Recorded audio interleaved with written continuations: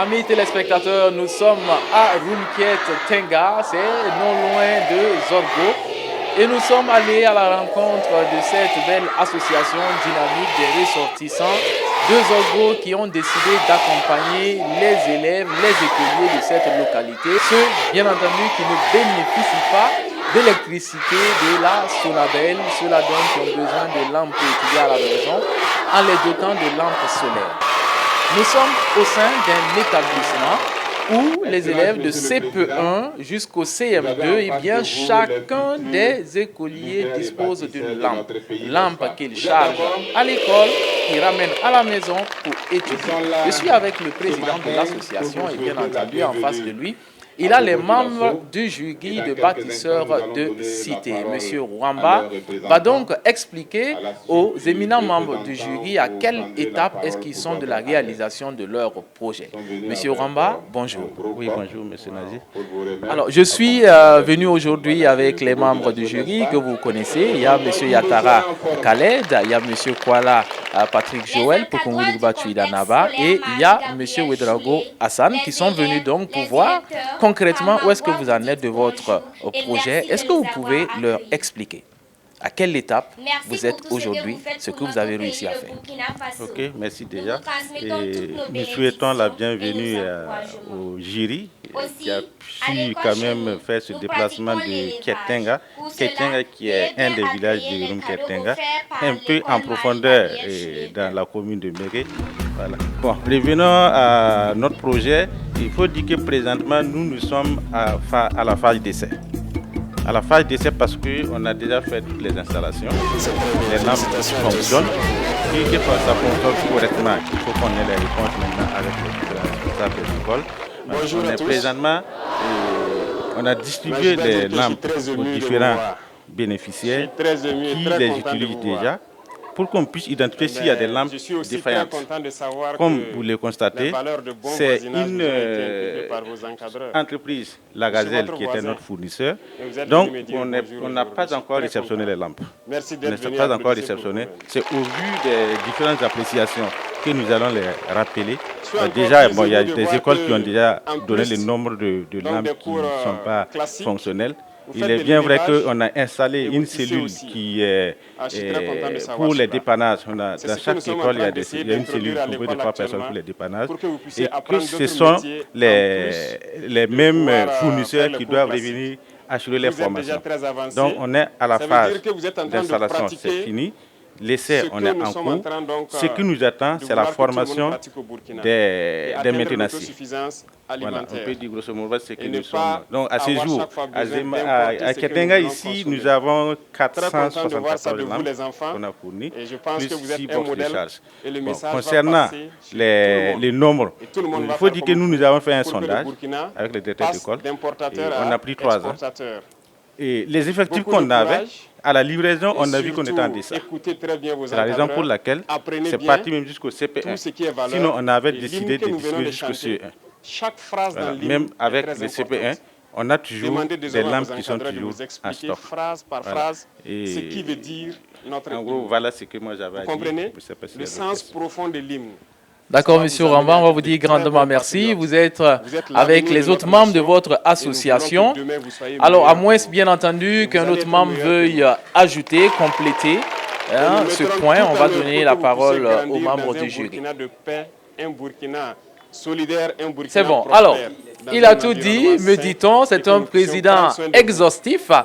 Et on va passer à un autre président, celui-là qui préside donc le jury, M. Kwala Patrick Joël Pukunwilugba Tuidanaba, qui va donc prendre la parole et procéder, en tout cas lancer la phase de questions à cette association ô combien dynamique. Bonjour, M. Rwamba. Merci de nous accueillir à Ketenga. Et nous vous avons écouté et nous sommes vraiment émerveillés par déjà les résultats auxquels vous êtes parvenus. Cependant, nous aimerions mieux comprendre combien d'écoles vous couvrez et combien d'élèves sont bénéficiaires. Je pense que également lors de notre dernier pitch, nous vous avions demandé quels sont les moyens de suivi et d'évaluation que vous avez mis en place pour évaluer l'impact de cette dotation à lampe sur le rendu scolaire des bénéficiaires. Voilà. Sur la période, qu'est-ce que vous pouvez déjà nous donner comme élément que vous avez pu constater? Et pour finir, comment vous avez pu effectuer la mobilisation des ressources financières dans le cadre de ce projet? Parce que j'ai cru comprendre que vous avez d'autres partenaires qui vous accompagnent et vous avez saisi l'opportunité pour également participer avec ce projet en impliquant la communauté. Et donc, ce serait bien que vous partagiez avec nos téléspectateurs les stratégies que vous avez pu mettre en place pour atteindre ce résultat. Et pour finir, quelles sont les perspectives de votre association si vous êtes retenu pour la prochaine phase? Voilà. À quel niveau d'exécution vous êtes parvenu actuellement? À la date d'aujourd'hui, il vous reste combien de temps pour finaliser si vous n'avez pas encore achevé la mise en œuvre de votre projet? Merci. Okay, merci, Président. Ouais, il faut dire pour cette première phase, on avait 3 écoles à doter les élèves des lampes. C'est l'école de Kietenga, de Zemalga et puis Borsin-Kara. Borsin-Kara, c'est 2 petits villages collés. Voilà. Vu les effectifs des écoles qu'on avait eu d'abord pour notre étude, et ici, nous avons doté les élèves de 474 lampes. À Zemalga, c'est pareil, 474 lampes. À Borsin, c'est 284 lampes. Ce nombre, c'est dû au fait que quand les lampes sont venues, puisque nous, on avait étudié et puis c'était un peu moins que ça, on avait arrondi à 500 lampes pour Zemalga, 500 lampes pour Kietenga et 300 lampes pour Borsin-Kara. Il s'est trouvé que quand les lampes sont venues, comme c'est des transactions, on a eu un certain nombre de lampes qui étaient déjà défaillants, au vu de qu'on ne pouvait pas distribuer. Et le restant, quand on a pris, on a vu qu'on était à 95% des lampes qu'on avait. Pour ne pas faire préjudice à d'autres écoles, on a décidé de les doter chacun 95% de ce qu'ils devraient avoir. Pour qu'on ne dise pas qu'on a coupé sur telle école pour nous donner. Et Dieu merci, quand on est arrivé, quand on a réactualisé les effectifs actuels, on a vu qu'on était au-dessus de ce qu'on avait. Voilà. Ça veut dire qu'on pouvait doter les élèves et puis ils pouvaient même avoir encore un reste. Voilà. Bon, actuellement, nous sommes, on peut dire que les installations sont finies. Les lampes ont été distribuées pour la phase d'essai. Présentement, ce qui nous reste, c'est comme ce que j'avais dit, c'est la formation des maintenanciers. Puisque nous avons voulu former des maintenanciers légers pour les pannes légères, pour qu'ils puissent les prendre en compte sur place. Si c'est pour les box, les panneaux solaires, même les panneaux solaires, ils peuvent s'en occuper, mais il y a des pannes qu'on s'est dit que ce n'est pas évident qu'ils puissent réparer. Voilà. Donc, on avait programmé, je pense que j'avais communiqué avec les CVD ici et pour qu'ils se réunissent, nous trouver une date. Comme ça fait plusieurs villages, ce n'est pas évident. J'ai dit, nous, on va trouver la date et puis on va les imposer. Ils vont se retrouver au CPL à Tanguy et puis les techniciens vont quitter Ouara pour venir les former. Voilà. Donc, nous sommes à cette étape. Bon, et pour la mobilisation des fonds, il faut dire que c'est un vieux projet. Un vieux projet que nous avons initié. En ce temps, je n'étais même pas président, j'étais vice-président. Et ce projet, on l'a initié parce qu'on avait voulu doter des panneaux solaires au niveau des ménages. Mais quand on a vu le coût que ça allait engendrer, on s'est dit que ça va être difficile. Et pourtant, notre finalité, c'était de permettre les bonnes conditions d'études pour les élèves. Donc, on s'est dit, qu'est-ce qu'on peut faire pour amoindrir les coûts, pour qu'on reste toujours dans les mêmes objectifs. Et d'où est née l'idée de les distribuer, les lampes solaires. on a fait une évaluation, on a décidé de faire des cotisations. Les cotisations, ce n'est pas seulement les parents d'élèves, c'est les membres de l'association, les fils et filles des localités qui sont là, qui peuvent concourir, qui peuvent participer à la mobilisation des fonds. Et on a fait ces contributions. La contribution, on l'avait fixée à 6 000. On l'avait fixée à 6 000 et on a pu faire ces contributions. Et maintenant, nous sommes en partenariat avec une autre association française. Et la plupart de nos activités, on les sollicite des aides, qui est Pays de Chambord Tanguay. Pays de Chambord Tanguay, c'est une association où les membres, d'autres sont à Tanguay, d'autres sont à Chambord. Et tous les projets, on les fait comme ça. Le président, il est à Chambord, le vice-président, il est à Tanguay, le SG, il est à Tanguay, le SG adjoint, il est à Chambord. Donc, c'est comme ça, vice-versa. Et quand on les a soumis notre projet, la condition première que la présidente nous a demandé, vous avez combien pour cent pour participer? Voilà ce que nous avons. Nous avons déjà initié des contributions pour ce projet. Et nous avons dit, OK, si vous pouvez réunir au moins 50%, nous aussi, on peut s'associer chez nous pour trouver le reste. Et ça a été ainsi. Ils nous ont envoyé une convention, qu'on a signé la convention ensemble, avec des engagements de diriger, bien sûr, les fonds pour les objectifs assignés et de les justifier de la disponibilité de ce que nous avons aussi. Voilà. Ça a été fait. Et ils nous ont dit qu'ils ont l'expérience avec une société française qui est Électriciens sans frontières, d'où ils vont demander de l'aide. Ils ont demandé de l'aide à l'Électriciens sans frontières qui s'occupe de leur partie et qui nous ont dit qu'ils ont une société qui peut nous fournir des lampes de qualité. Vous êtes nos partenaires, quoi de plus normal? Voilà. Et ça a été ainsi. Ils nous ont conseillé la gazelle, ils nous ont donné les numéros de la directrice, on est allé la voir, et on a regardé. Et on a dit aux autres membres aussi de faire aussi des sondages. Si on trouve mieux, on peut essayer de les convaincre pour changer. Voilà.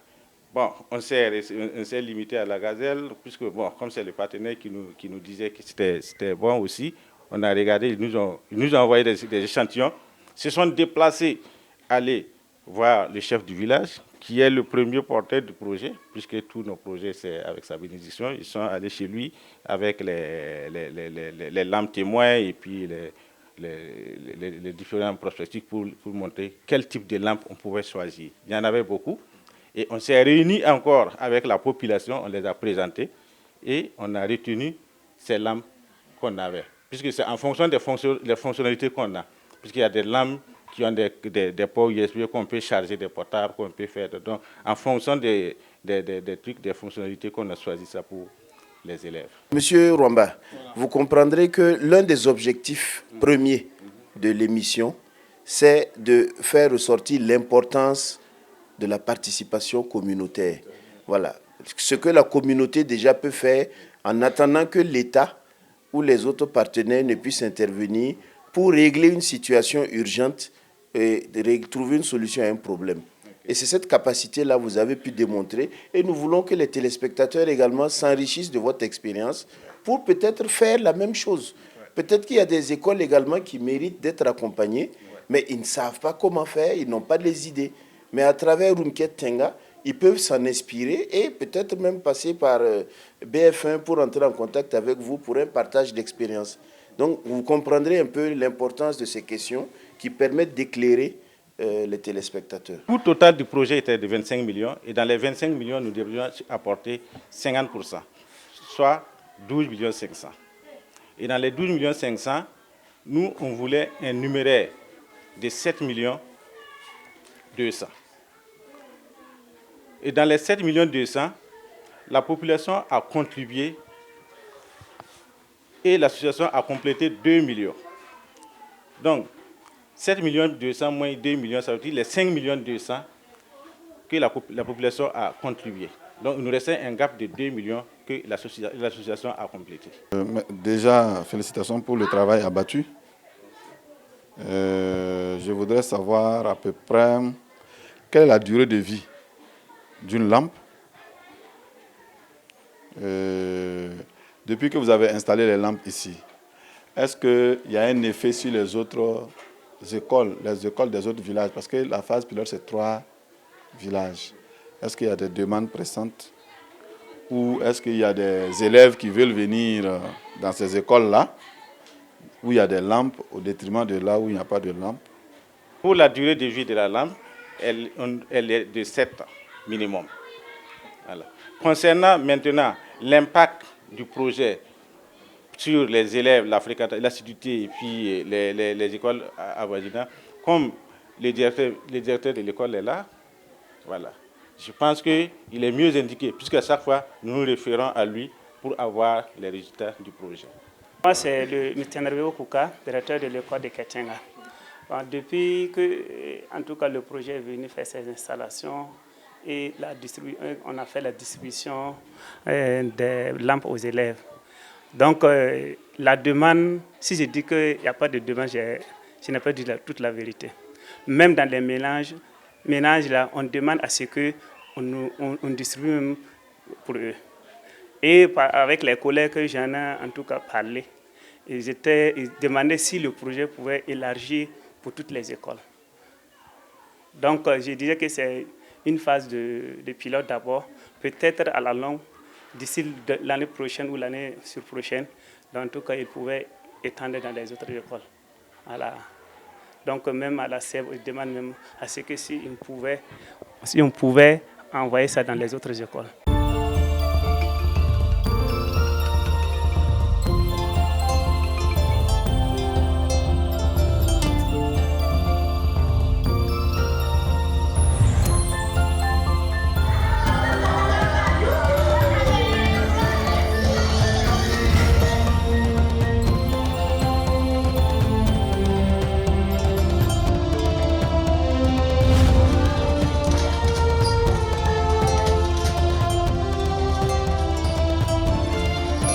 Coris Banque Internationale, le plaisir de vous offrir le bonheur autrement. Coris Banque Internationale, la banque autrement. Première banque certifiée ISO 9001, version 2015 au Burkina Faso. Au cœur du Burkina Faso, ce sont chaque jour des milliers d'hommes et de femmes qui partout s'engagent. Engagés à vous connecter où que vous soyez, avec la puissance de notre réseau satellitaire qui ne cesse de s'étendre. Valmont, réseau Segrakana. Engagés pour vous rapprocher de ce que vous aimez. Engagés pour vous simplifier la vie avec Orange Money. Engagés pour l'employabilité des jeunes avec Orange Digital Center et des formations dans les métiers du digital et des programmes d'accélération pour les startups. Engagés avec la Fondation Orange qui œuvre chaque jour dans le domaine de l'éducation, de la santé et de la culture. Engagés avec vous, aujourd'hui et demain. Orange. Merci donc au directeur et au président de l'association qui nous reçoit ici ce jour à Roukiem Tenga. Je vais y arriver.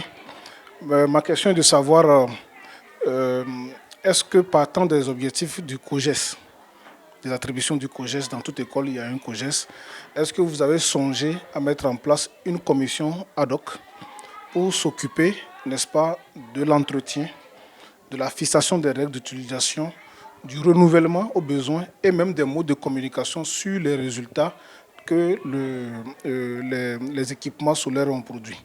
Ça, c'est la première question. Deuxième aspect, est-ce que vous avez eu à penser à une collaboration ou bien quel type de collaboration avez-vous avec la direction provinciale de l'éducation préscolaire, du primaire, du non formel, du Ganzourgo? Ma troisième question est de savoir, vous avez dit votre projet est de 25 millions. Vous avez pu mobiliser 50%, donc 12 500 000. Quelle sera donc la suite pour les 50% qui restent pour pouvoir donc parvenir à votre objectif? La dernière question est de relatif effectivement aux relations fonctionnelles que vous avez avec le COGES lui-même. Vu qu'il y a un comité de gestion d'établissement scolaire, quel type de collaboration vous avez avec le COGES? Et pour terminer, en termes de perspective, parce que installer ou bien donner des équipements scolaires aux enfants ou bien à l'école, c'est une très bonne chose. Ça participe effectivement à l'amélioration du taux de fréquentation, même du taux de réussite. Maintenant, est-ce que l'enseignant lui-même, est-ce qu'il n'y a pas possibilité en termes de perspective de voir installer peut-être un centre de ressources ou permettre aux enfants de s'ouvrir sur le monde avec la connexion Internet, avec, je ne sais pas, je dis n'importe quoi, l'ordinateur, pour que les enfants aussi aient un paquet global dès le primaire. Parce que le solaire, comme vous avez dit tout à l'heure que vous avez installé le solaire dans une salle, c'est très bien, mais si le solaire va être utilisé juste la nuit, bon, je me pose la question de son utilité, peut-être pour l'enfant, au-delà de venir peut-être apprendre, quitter la maison, venir apprendre ici. Je trouve qu'on s'est arrêté en si bon chemin. Est-ce qu'il n'y a pas lieu de voir aussi une perspective de chercher un partenariat pour effectivement avoir 2-3 machines qui permettraient aussi aux enfants de savoir que, ordinateur, quand on dit ordinateur, là, voilà à quoi cela ressemble, voilà ce que ça permet de faire. Ça, ce sont des suggestions qui permettraient de réapprofondir la réflexion sur l'intéressant travail que vous faites déjà. Voilà un peu mes questions. Bon, déjà, pour les 50% dont vous demandez, et ça, c'était à la charge du partenaire. C'était conditionné par notre mobilisation. Et ça, ça ne chauffe pas de débat. Ça, voilà.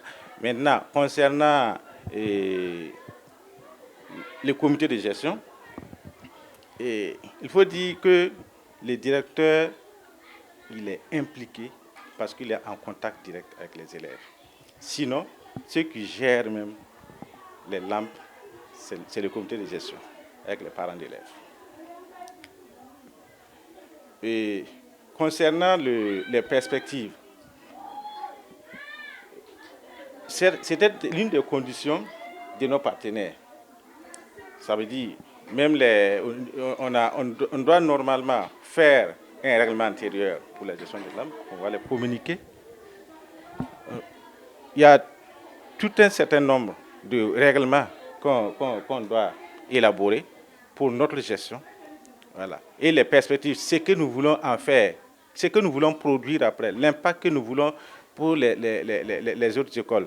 Tout ça, on a déjà élaboré dans notre projet quand on faisait notre demande. Et au départ, on vous avait dit que ce n'était pas pour 3 villages, ce n'était pas pour 3 écoles, mais c'est des écoles de 8 villages, dont des collèges. Après cette phase des 3, si par exemple on a la chance, on va continuer à électer les écoles primaires et les CEG. La collaboration avec la direction régionale. Et déjà, on travaille avec le CCEB, on travaille avec la mairie et il faut que nous communiquions pour que ça puisse remonter au niveau supérieur. Et c'est un projet qui travaille avec la mairie, l'association travaille avec le CCM et on travaille aussi avec la direction provinciale. Voilà. Mais on ne peut pas sauter la base pour aller directement à CG. Bon, pour les ordinateurs, à cette étape du primaire, on n'en a pas pensé, mais merci pour l'ouverture que vous nous faites. Ça nous donne déjà des idées, des perspectives. Sinon, côté ordinateur, c'est au niveau des CEG qu'on peut dire qu'on a déjà même doté. Voilà, qu'on a déjà même doté avec nos partenaires. Mais bon, si ça peut être bénéfique aux élèves du primaire, on va discuter avec les enseignants, si c'est nécessaire. Voilà. Et sinon, on pensait beaucoup plus aux enseignants. L'installation qu'on a faite pour la classe, on peut dire que c'est surtout beaucoup plus bénéfique à l'enseignant qu'aux élèves. Puisqu'on s'est dit, on est venu, ils sont là, ils n'ont pas de switch d'électricité, on vient, on donne les lampes aux élèves, on repart. La nuit, l'enseignant se débrouille comment? Mais dans notre perspective, on veut même électrifier les domiciles. Dans notre perspective, on veut électrifier les domiciles. Mais en attendant, si on électrifie une classe, tous les enseignants peuvent bénéficier. Ils ont des prises, ils peuvent charger les portables. Voilà. S'ils veulent même préparer leurs cours, corriger les copies et consorts, ils peuvent venir. Voilà. Donc, ça prend en compte maintenant les élèves et les enseignants. Je m'appelle Bonkoumou Asiata. Je fais classe du CM2, école primaire de Ketenga. Ce que vous me voyez tenir là, c'est une lampe solaire. Et vous voyez à côté de moi, autour de moi, ces enfants au regard brillant, au sourire joyeux, ces enfants-là qui détiennent des lampes solaires qui leur permettent dorénavant d'étudier à la maison. Nous sommes à Rumkiet Tenga et ici, dans 3 villages où il n'y a pas d'électricité de la Sonabel, eh bien, l'association pour le développement socio-économique de Rumkiet Tenga a décidé de doter les élèves de lampes solaires. Eh bien, ils vont étudier mieux, ils vont avoir de meilleurs résultats scolaires et c'est un mieux-être pour le Burkina Faso. Voici ce que bâtisseurs de cité, ce sont des gens, ce sont des populations, ce sont des hommes, des femmes qui décident d'apporter leur concours pour le développement de la nation. Et aujourd'hui, on est à Zorgo pour vous montrer l'exemple. Exemple à suivre et à très vite pour la suite de bâtisseurs de cité.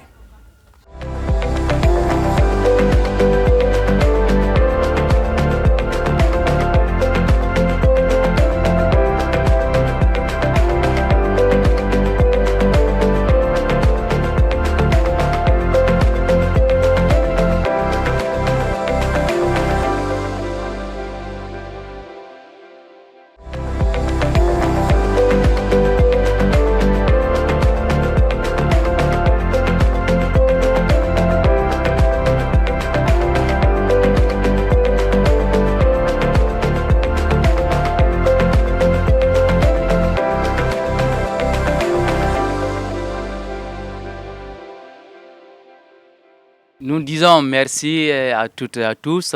Bienvenue à l'équipe de BF1 et bienvenue au Jiré. Nous sommes ravis en tout cas de vous recevoir une fois de plus dans notre belle cité, notre cité que nous voulons faire une cité lumière. Voilà. Et comme on l'a tantôt dit, on l'a dit plusieurs fois, à Basenko, on est souvent envahi par une peur qui ne dit pas son nom quand on doit rentrer dans la cité. Parce qu'il y a quand même un défaut d'éclairage, plus avec les délestages que l'on connaît.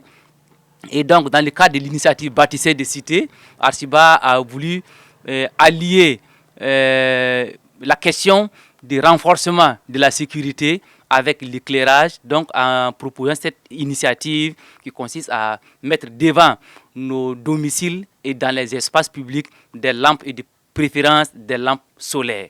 Donc, on a lancé l'initiative, on a eu des adhésions, on a eu des encouragements.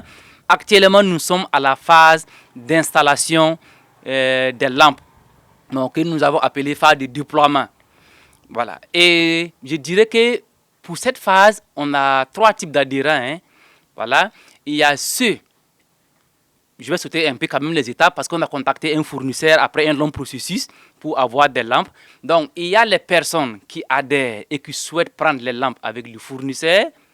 Donc, on a ce point. Et avec le fournisseur, à la date d'aujourd'hui, on a à 54 lampes acquises avec ce fournisseur précis. Ça, c'est le premier type d'adhérent. Il y a un deuxième type d'adhérent, ceux qui adhèrent à l'initiative, mais qui ont peut-être des facilités ou des connaissances qui vendent des lampes et qui préfèrent prendre les lampes avec ces connaissances. Nous ne les empêchons pas, au contraire, nous les encourageons. Donc, ils prennent les lampes avec leurs fournisseurs. Ça fait ce deuxième type.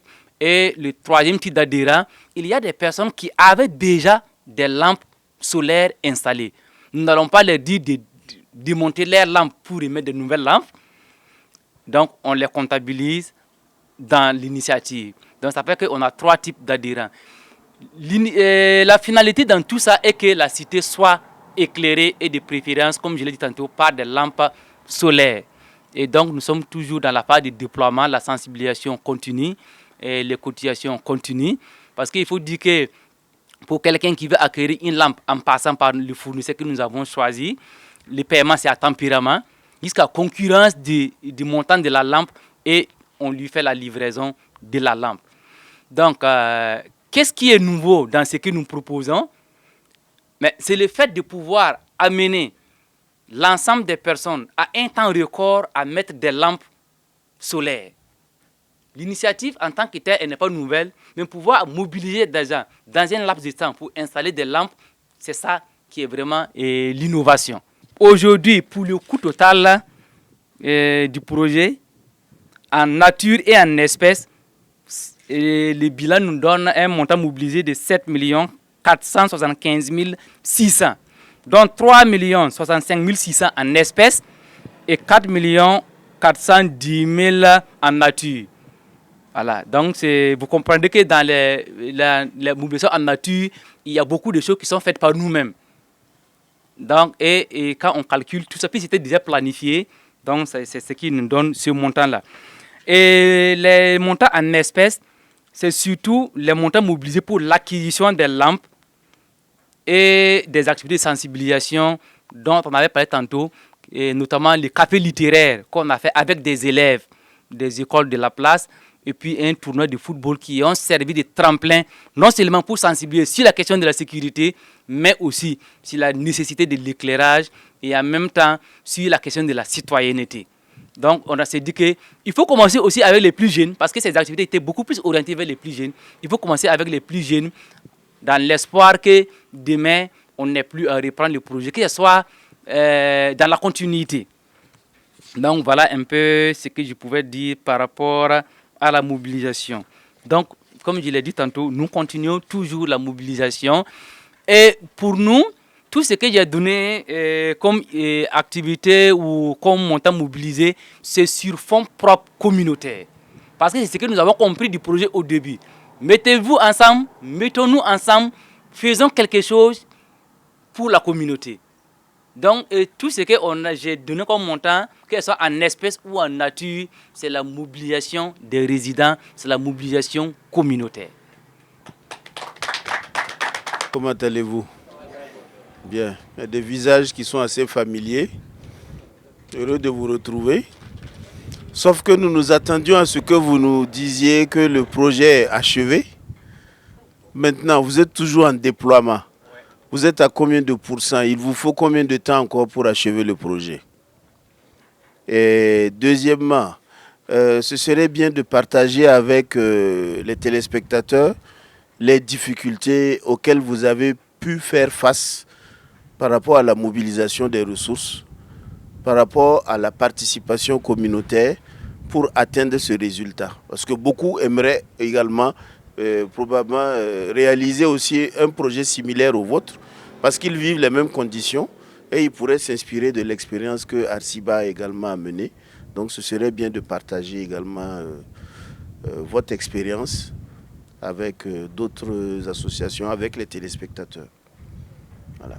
Mais déjà, c'est de vous adresser nos félicitations pour le niveau auquel vous êtes parvenus et surtout pour la mobilisation des ressources qui a été totalement communautaire. C'était également l'un des objectifs principaux de l'émission, de faire participer, d'impliquer la communauté, de la faire participer à toutes les étapes du projet. Et nous constatons avec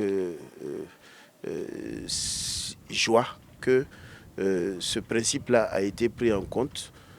Merci bien. Bonsoir à toutes et à tous. Moi, c'est Ouedraogo Hassan, membre du jury. Je voudrais savoir si, déjà à cette étape-là, si vous avez des rapports d'étapes qui font un peu un bilan, un suivi périodique. Et j'ai suivi un chiffre ici qui parle de 56 à des lampes acquises avec le fournisseur. Aujourd'hui, si on veut parler de nombre total de lampes installées, c'est-à-dire si on prend les 56, plus ceux qui ont acheté les lampes par eux-mêmes, plus ceux qui ont des lampes, on peut estimer pour ces trois types d'acteurs-là quel est le nombre total de lampes? Est-ce que cela est-il suffisant pour éclairer la cité? Parce que si nous sommes environ 500 personnes et que le total de lampes acquises fait peut-être 100 lampes installées, vous verrez que nous aurons beaucoup de concessions qui ne sont pas éclairées. Donc ça veut dire qu'on aura un faible niveau d'éclairage. Donc on voulait avoir un peu d'explication à ce niveau. Donc ça va nous amener à ce qu'on pourrait appeler un taux d'exécution. Comme on n'a pas encore fini, nous sommes encore à mi-parcours. Donc quel est le taux d'exécution qu'on a? Vous avez également dit qu'avec le prestataire, vous payez à tempérament et dès que c'est disponible, on vous livre. Quelles sont les difficultés que vous rencontrez à ce niveau? Est-ce que c'est cette méthode-là qui fait qu'on n'a que 56 personnes? Parce que moi, je vois que dans la cité ici, 56 ménages, ça ne dépasse pas quelques 6 mètres. Hein? Voilà. Donc, il y a ces éléments-là. Donc, ça me permettra d'apprécier un peu ce que je pourrais appeler en termes de taux d'adhésion, niveau d'adhésion. Comment est-ce que les gens ont adhéré à la démarche, quel engouement il y a. Merci donc à l'équipe de ACEBA pour l'accueil chaleureux. Je voudrais joindre ma voix à celle des autres membres du jury pour déjà leur tirer ma fière chandelle pour l'effort soutenu dans ce contexte un peu particulier qui est le nôtre. Installer des lampes, ce n'est pas mince affaire. Quand on voit les chiffres déjà, je pense qu'il y a quand même un certain engouement, une certaine mobilisation sociale qui est à noter. Et le projet aussi me semble pertinent dans la mesure où ça prend en compte un peu tous les aspects sécurité, il avait dit, et aussi la cohésion, la cohésion, l'esprit d'équipe qui a permis quand même de mobiliser près de 7 millions. Les chiffres parlent d'eux-mêmes. Maintenant, ma question est de savoir les mécanismes mis en place pour la maintenance des lampes. Et ça renvoie aussi à la question effectivement donc de la durabilité. Alors aujourd'hui, les lampes seront très sollicitées par rapport au contexte de délestage que nous avons. Est-ce qu'on a suffisamment d'éléments qui rassurent, n'est-ce pas, les nouveaux adhérents que les lampes ainsi installées là sont des lampes qui vont résister au temps? Parce que plus la lampe est sollicitée, plus effectivement on sent qu'on rentre dans une période un peu difficile. Alors, je ne sais pas qu'est-ce que vous avez prévu au niveau de l'association pour prendre en compte cet élément-là. L'autre aspect également, le collègue a parlé donc de la documentation. Est-ce qu'il y aurait des rapports, vous avez parlé d'une phase d'installation à laquelle nous sommes actuellement. Est-ce qu'il y a des rapports, des PV, n'est-ce pas, qui viennent matérialiser, n'est-ce pas, la pleine adhésion des populations de Basenko à cette initiative?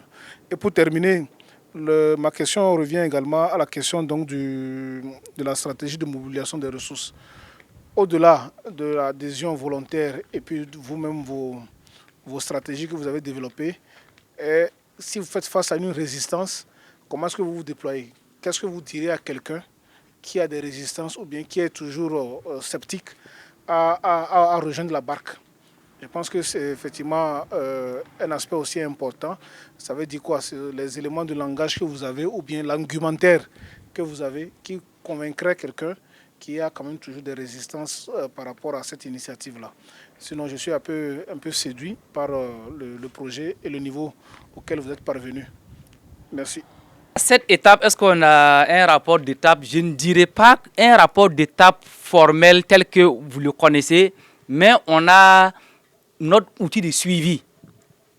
On a un outil de suivi pour savoir quelle activité a été réalisée, quelle activité reste encore à réaliser, combien de lampes on a eu. Donc, il y a un fichier Excel pour tout ce qui est entrée et sortie des ressources. Et il y a un document narratif avec un tableau et les activités, ou quand on réalise une activité, on met en face réalisé ou non encore réalisé. Ça, on a ce tableau de suivi. Bon, même s'il n'est pas imprimé, comme il ne savait pas que ça allait être quelque chose, voilà, même s'il n'est pas imprimé. Donc, procès-verbaux, non, pas aussi au sens du procès-verbal qu'on connaît, mais on a ce que nous on appelle note d'information. Ça veut dire par étape, on fait un récapitulatif et on envoie dans les groupes. On a des groupes WhatsApp. Donc, la dernière note d'information, je ne me rappelle plus de la date, peut-être que si on regarde, on le trouvera. Mais c'est ce qu'on fait. On fait une note d'information et on fait le point de mobilisation et des avancées et on partage. Maintenant, pour ceux qui ont payé les lampes, par exemple, quand tu commences le versement, une fois que c'est fini, on récupère la lampe et le fournisseur donne, comment on appelle ça, une facture à ton nom. Et nous, on fait la copie de la facture qu'on garde avec nous et on remet l'original à l'intéressé. Bon, les factures, ça, je les ai ici, vous pouvez voir à quoi ça ressemble. Voilà, donc c'est comme ça qu'on avance. Donc, pour dire qu'actuellement, quelles sont les difficultés de mobilisation et de participation? Bon, moi, je dirais que le fait même de demander à quelqu'un de payer une lampe, c'est déjà une difficulté. Aujourd'hui, oui, il y en a qui ont dit, mais il y a tellement de contributions aujourd'hui, actuellement. Voilà, donc c'est des difficultés. La personne peut vouloir bien, mais dit qu'il n'a pas l'argent pour payer, donc il paiera quand il aura l'argent. On continue de sensibiliser en disant, faisons l'effort. Mieux vaut assurer la sécurité aujourd'hui que de chercher demain les solutions à des problèmes qui sont déjà arrivés. Donc, ce n'est pas simple, mais je pense que c'est beaucoup plus la question des finances qui joue aussi. Voilà, parce qu'on voit quelqu'un, on pense qu'un tel, il est capable, mais on ne sait pas réellement quels sont ses problèmes personnels. Mais on continue les sensibilisations. Donc, je ne dirais pas qu'il y a des résistants, mais peut-être qu'il y a des sceptiques. Voilà. Au début, il y a des gens, quand même, on sentait qu'ils ne sont pas dans le mouvement, comme on le dit. Mais qu'est-ce qu'on a fait? Pour commencer, on a installé d'abord des lampes témoins. On a installé 4 lampes témoins et on a invité les sceptiques à venir voir. On se donne rendez-vous à 18h30 parce que une des lampes témoins, là où on est maintenant, s'allume à 18h30 précise. Donc à 18h30, on est là et ça s'allume devant nous. Et on constate l'éclat. Et les gens disent oui, mais c'est bien, c'est bien. Donc ça a quand même amené beaucoup de gens à travers ces lampes témoins-là à pouvoir dire oui, je m'engage. Et aujourd'hui, je ne dirais pas que les délestages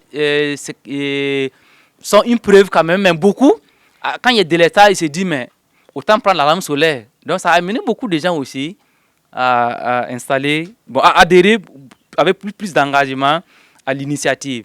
Ce qui fait qu'aujourd'hui, nous ne pouvons pas dire que le projet, on compte le terminer tout de suite. C'est vrai que dans le document qu'on vous a soumis, d'ailleurs même on a une version révisée, puisque après le premier pitch, il y a eu des commentaires du jury, et on est venu, on a retravaillé le document, il y a une version révisée, même si on ne vous a pas partagé, je ne sais pas si ça mérite de mettre les oreilles, mais il y a une version révisée, on pourrait mettre à votre disposition. Donc, dans le document, on a mis mars 2024, parce qu'on s'était aligné aussi avec l'initiative bâtisseur des cités, mais nous savons pertinemment que la mobilisation va continuer, peut-être encore 4 mois encore. Voilà, parce que même en juillet, août, si quelqu'un vient et puis dit veut passer par nous pour installer une lampe, nous serons bien contents de l'accompagner. Voilà. Au niveau des chiffres, les 54 qu'on a mobilisés avec le partenaire, c'est vrai. Et maintenant, il y a ce qu'on a comptabilisé, qui ont été mobilisés par-ci, par-là, mais qui ne sont pas passés par le fournisseur, qui fait 166 lampes solaires. Voilà. Et il y a des personnes aussi qui ont dit, j'ai adhéré à l'initiative, mais pour le moment, comme je ne peux pas mettre une lampe solaire, je vais mettre une lampe de Sonabel. Pour nous aussi, c'est une adhésion. Donc, si on prend les 54, plus ceux qui ont payé les solaires par leur propre circuit, plus ceux qui ont installé par le circuit de la Sonabel, ça nous fait 359 lampes qu'on a comptabilisées. Ça, au moins, on a pu faire ce bilan à la date d'hier. Voilà. C'était en préparation de votre visite. Nous sommes conscients que c'est insuffisant parce que la zone couverte, c'est quand même 1500 logements. Mais l'une des difficultés aussi, il faut dire que les 1500 logements ne sont pas occupés. Il y a beaucoup de logements vides, de telle sorte que quand tu es entouré par des maisons vides, tu constateras que c'est chez toi seulement qui est allumé, les autres c'est vide. Pour le moment, on n'a pas encore l'énergie pour pouvoir prendre en compte les logements non occupés. On se focalise d'abord sur les logements occupés en attendant de voir la suite. Donc c'est quand même une difficulté pour pouvoir avoir un éclairage continu, étant donné qu'il y a des logements vides. Sans compter aussi qu'il y a des logements qui semblent être occupés, mais c'est des squatters.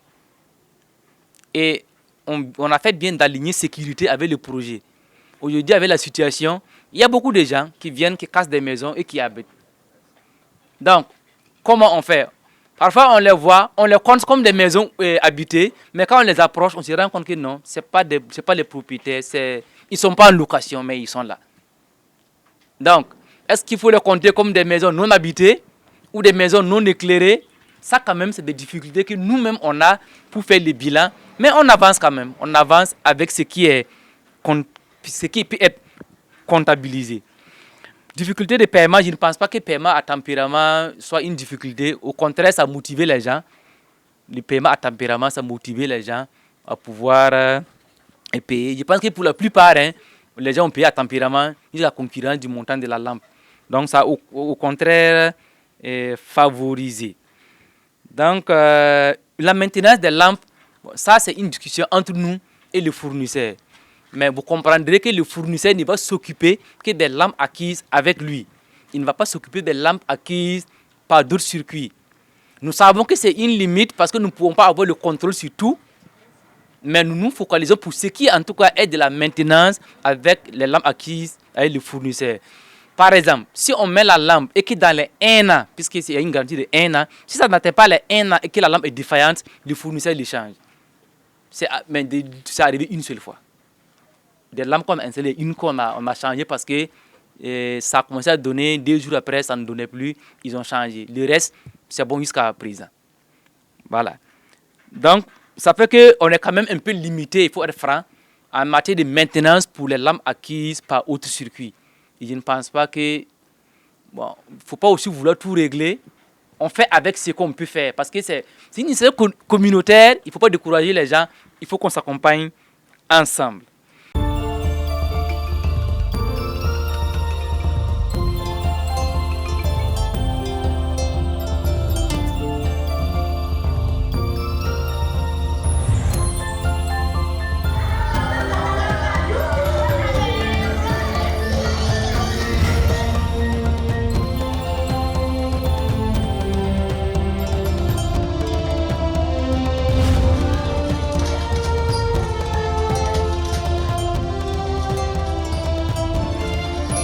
Coris Banque Internationale, le plaisir de vous offrir le bonheur autrement. Coris Banque Internationale, la banque autrement. Première banque certifiée ISO 9001, version 2015 au Burkina Faso. Au cœur du Burkina Faso, ce sont chaque jour des milliers d'hommes et de femmes qui partout s'engagent. Engagés à vous connecter où que vous soyez, avec la puissance de notre réseau satellitaire qui ne cesse de s'étendre. Valmont, réseau Segracana. Engagés pour vous rapprocher de ce que vous aimez. Engagés pour vous simplifier la vie avec Orange Money.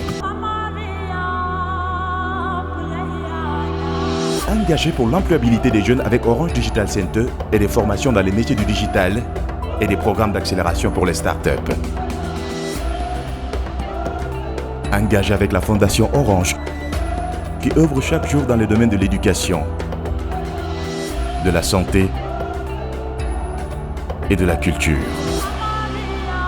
Engagés avec vous, aujourd'hui et demain. Orange. Merci, je pense que le président a déjà tout dit, mais j'aimerais tout simplement revenir sur toujours la question concernant les résistances et les stratégies que nous avons pu déployer, en disant que le président a déjà évoqué pas mal de stratégies, mais moi j'allais juste ajouter qu'il faut déjà catégoriser les deux types de résistance que nous avons eues. C'est d'abord, les premiers, c'est ceux qui pensent que c'est l'État qui devait s'en occuper. Et comme Archiba déjà a une expérience sur ce fait, nous continuons donc la sensibilisation.